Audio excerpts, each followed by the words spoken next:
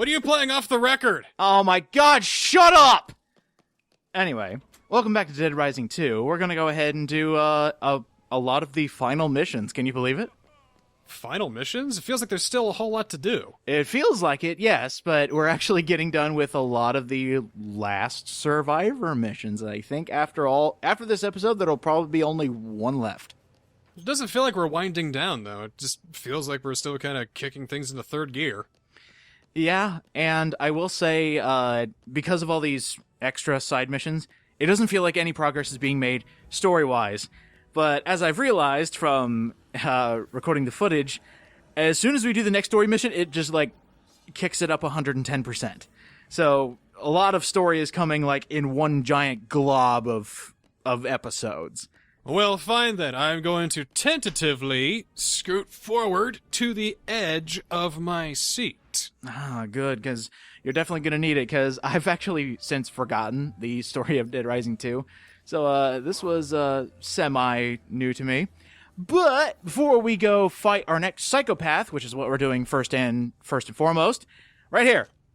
You remember this art museum where we got that painter guy who wanted money for his baby's first painting or whatever? Sure, yeah. You're going to want to pick up one of those plants that I just picked up. It's right in front of the store, because that is a Survivor mission. And speaking of Survivor missions, thanks to those who let me know that there are some that do not have a phone call attached to them. But, in my defense, they are not necessary. One is for points, the other's for money. You don't need to worry about them. We'll talk about them in the loose ends. Cool. So, now that we have this plant in our inventory, let's go ahead and take a quick run over here to this casino, where we get to fight some... I'm going to admit, these are some of my favorite psychopaths in Dead Rising 2, just because I like the idea behind them. How about Dead Rising history? No, they are not on that list. Somebody actually asked me what's the top 5 psychopaths from Dead Rising, in my opinion, and 2 of them were from 3, because 3, again, was surprising to me in the best way possible. So, anyway, we have the world's most dangerous trick, so we're going to be dealing with magicians. Penn and Teller? You're close.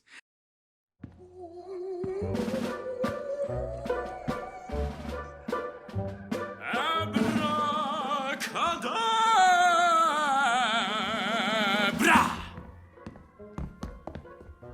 Damn it! Roger, you idiot!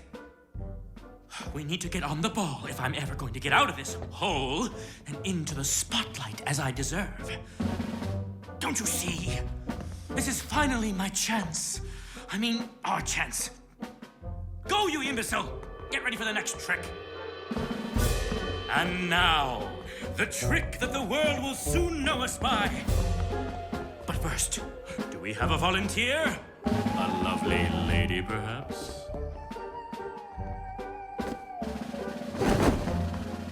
We have a volunteer! It is time for the most dangerous magic trick of all time. Sawing the lady in half! Abracadabra!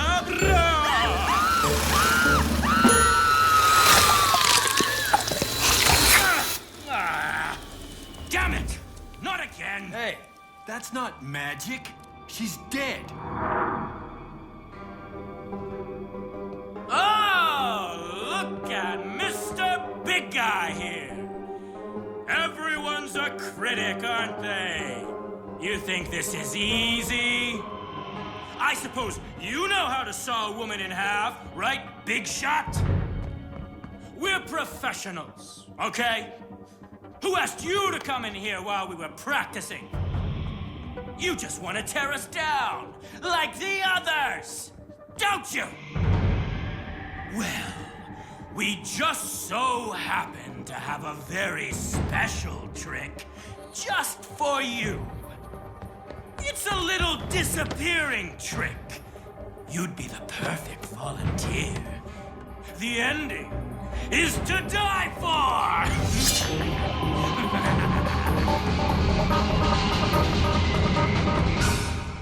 Oh, he wants to kill you with that. Yeah, sorry, Madison, we couldn't save you. Anyway, these two can be very annoying. Reed and Roger, I believe. Whoa! Enough of that! That gun is too loud to my eyes. Yes. First things first, you want to take out Reed, because he's shooting fireworks at you. The third shot, if you're close enough to them, will blind you, and I believe you drop your weapon, every single weapon that you have. So taking out Reed, first and foremost, will make the rest of the fight easier. And it's not like the Two Sisters where you kill one, you kill both of them. No, you actually have to kill the other guy. So, another cool thing is Roger is actually running off on his own. He does hit-and-run tactics, so he's going to come up, try to slice you, and then run away. So if you take out Reed, Roger will come in and try to attack you, but then he'll also run away and come back. So I would suggest Knife Gloves, Defiler. Defiler does massive damage. The Knife Gloves are just really fast. And, now that Reed's dead, we just need to chase down Roger. We need to chase down the Silent Magician and take him out. You know, I feel like we should have been able to take Snowflake out. That'd be cool. So that way you can kill Roger in only one hit. That would be kind of cool. We can recreate Siegfried and Roy. Oh. Oh, come on! It was in his death rattle.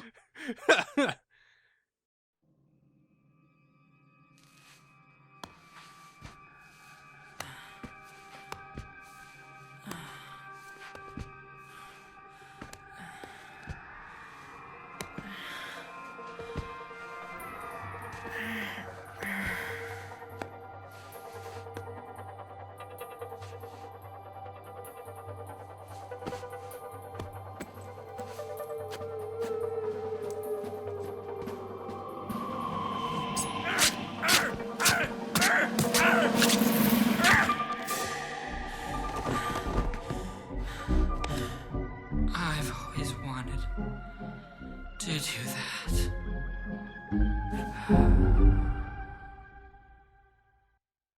Thank you, Mr. Teller. Hey, we got Tough Guy. Awesome. That means we have gotten all the combo cards from Psychopaths. And Reed's combo card was the rocket launcher. So a bunch of pipes and a firework gets you the rocket launcher. Now, his rocket launcher is pretty awesome. It's got 100 shots in it, and you get prestige points for every zombie you blow up. So, oops, I think I dropped it. Yeah, let's go ahead and do this mission, and then we'll give Katie her Zombrex because we're a good dad, and we wouldn't ever let her die. There we go, 100 prestige points per explosion. That's awesome. Man. Well, did it already... You dropped it. No, you can't hold it in your quick bar, which is why it's like, I'll just show it off and then ditch it. But Okay. Roger's sword gives you 10 prestige points per zombie kill. So I guess if you want heavy firepower, go for Reed's weapon. If you want just a pretty good slashing weapon, it's got a lot of durability on it, and it gives you points, just go for Roger's. I'm sure you've got all the latest strategies on the best builds in Dead Rising 2.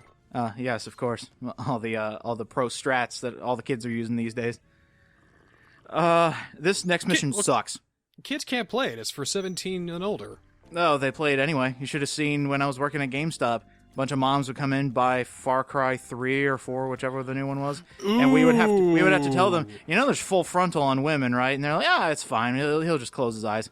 You Yeah, get to it's funny. fuck a jungle lady if you choose the bad ending. Yeah, and the other thing was when we had to try to detract parents from buying Saints Row 4, and I got sick of it at one point, and I just became blunt, and I was like, you kill people with a giant purple dildo, and one mom gave her kid the death stare, and that was probably one of the funniest moments in my life, where he just he cowered into like a corner or something like that, and he was just like, I didn't know. And she was like, oh, bullshit, you didn't know, and put the game back. It was hilarious. So, anyway, let's go ahead and turn in this mission while we're here. The Fortune City Botany Club. Vicky wants to save the world by going green, so she wants a plant from that specific art arena. We already have that plant, so we're going to give it to her. She wants to join the Green Party? I mean, what's that going to... Oh, botany. Never mind. It's either that or Green for president. You know, Chuck Green for president. It's like, I'll make you weapons to protect you from zombies. And well, that's it. he's got the Rust Belt already just by saying that alone. Yes, I will make weapons. Huh? Is that good? He's gonna get us out of war with China. China. You wouldn't risk our whole ecosystem, pretty please. No, I wouldn't. There Here, you go. Take this fake plant. Here you go. Yeah, seriously. All right, now for one of the last missions we have, besides giving our kid Zombrex, is Ante Up. And I already said it's obnoxious. I'll explain why it's obnoxious after we help our kid or whatever.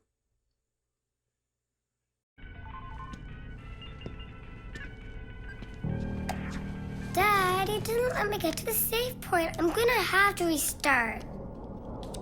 Sorry, kiddo. Time for your medicine.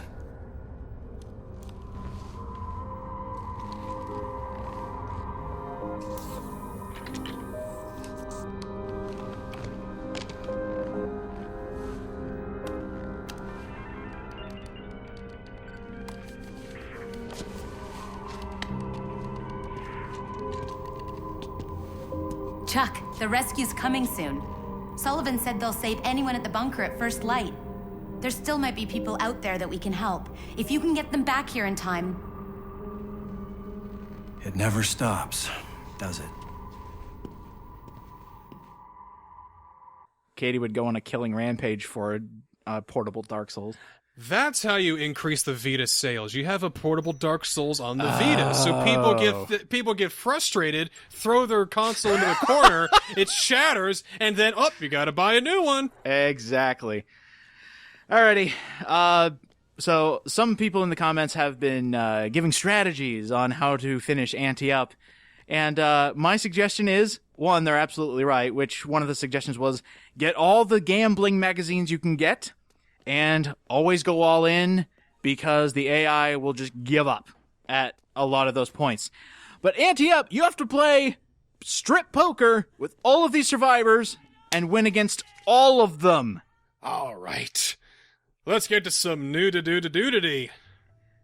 So I would suggest getting in as much clothing as you can, which, by the way, this counts as like 5 pieces of clothing. And I tried this for over 3.5 hours to do this mission. You are seeing an alternate reality where I went ahead and did this entire mission, and oh my god, nothing went right. And of course, when I'm hoping for that one card, that one card to make me win, it would never happen. It would always give the card that the AI needed, and they would win. Did you have the gambling magazines with you at this point? I did not.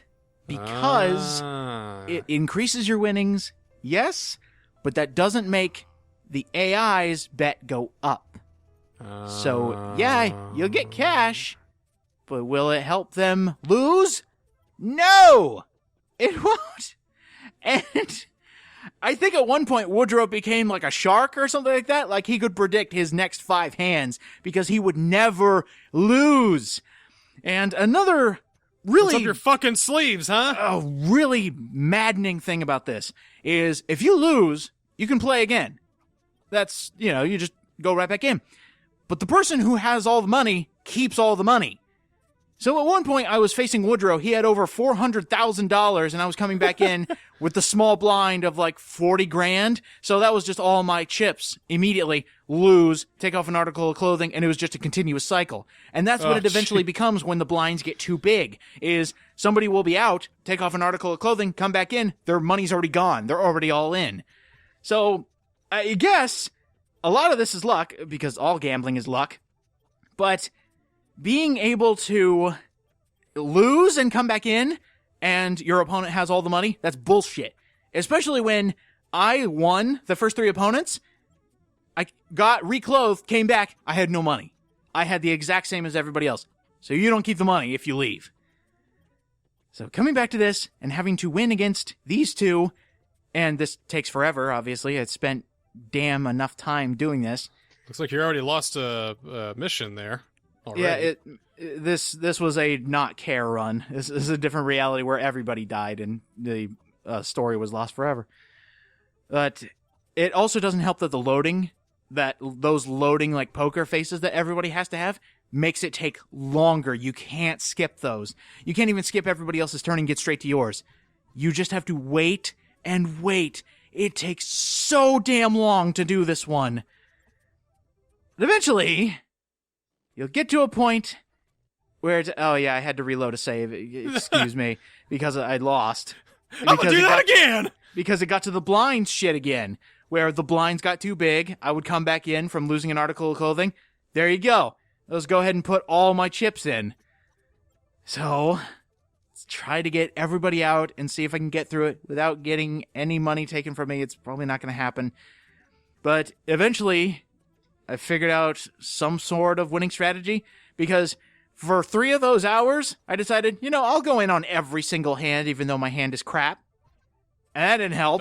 Don't do that. What do you... No. Oh, we got to play poker. I will take all of your money. Yeah, bring it on. I know now. Dead Rising 2 has taught me the ways of gambling.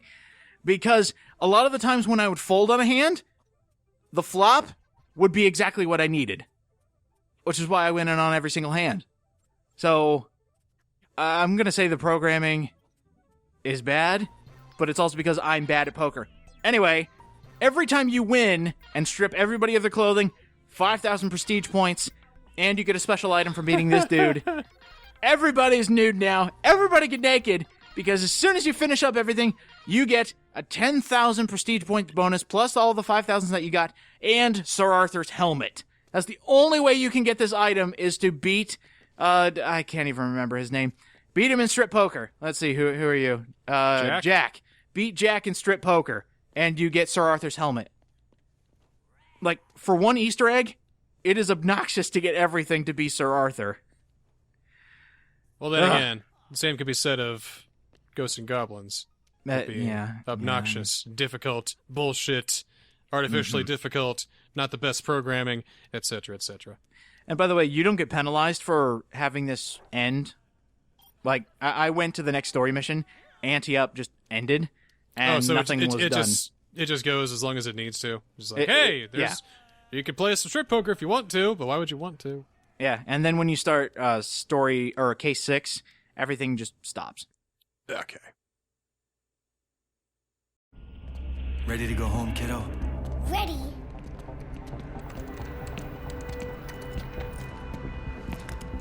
Aren't you supposed to be watching TK? Didn't want to miss the rescue. Don't worry, he's out cold. Hey, looks like they're coming over the bridge.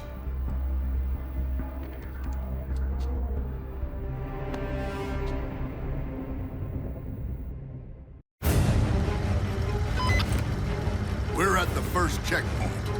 Raise the bridge.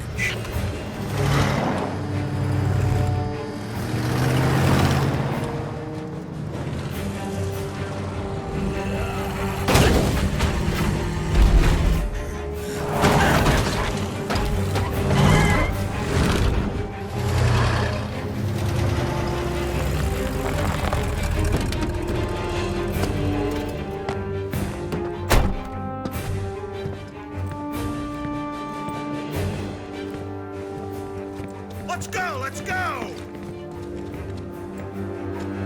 Ready to kick some ass, ladies? You know the drill. First we mop up, then we grab the survivors. Start with the north end, move down. Sir, yes, sir. All right. Whoa, hold your fire. First kill belongs to Daddy, sweethearts. Nice shot, sir. Have at it, boys!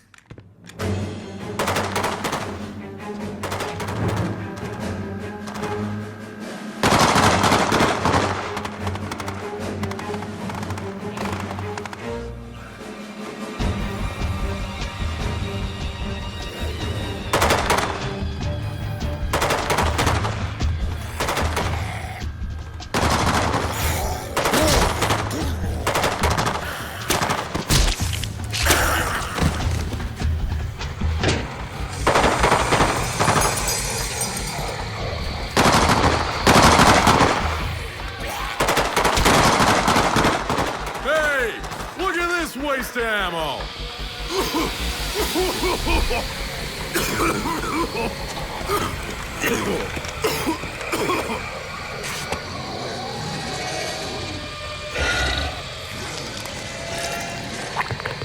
What the hell?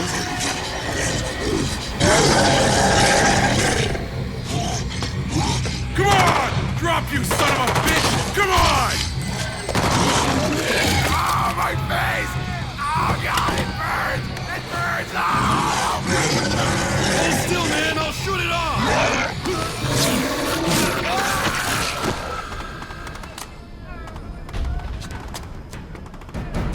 Can't see shit in this fog.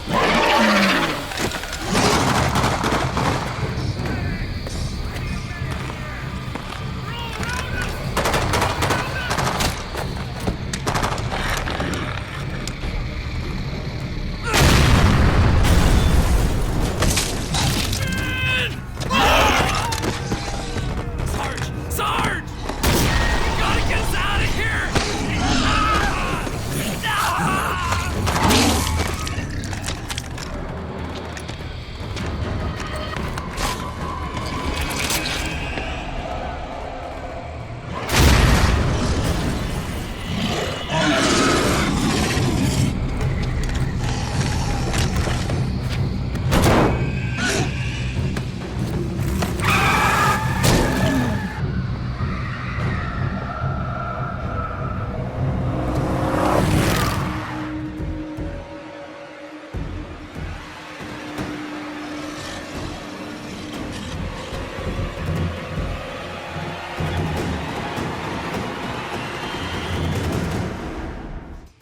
Would you like to take a survey? Hey, let's have some death. Let's have some funny death. Okay, you drinking whiskey in a boss fight is never a good thing. Yep, nope, it's never a good thing. But this time I came without healing items because, yeah, that's always a good idea. Always have at least 2 healing items.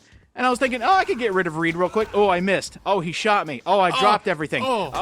He blinded Roger, too. Oh, he knocked me over. Imagine that. Crap, I need my weapons. Having these 2 together in the same area, terrible idea.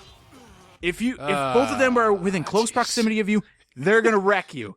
But other than that, it's a pretty simple fight when you get them torn apart. Then Roger just runs up like, wee! My brother's dead and so is Chuck. I'm free! I'm free! I'm free! Oh, finally, the spotlight will be mine. Suck it, Reed. Introducing Teller, the one-man show that's sweeping the nation. Like that one joke that he told that goes as follows.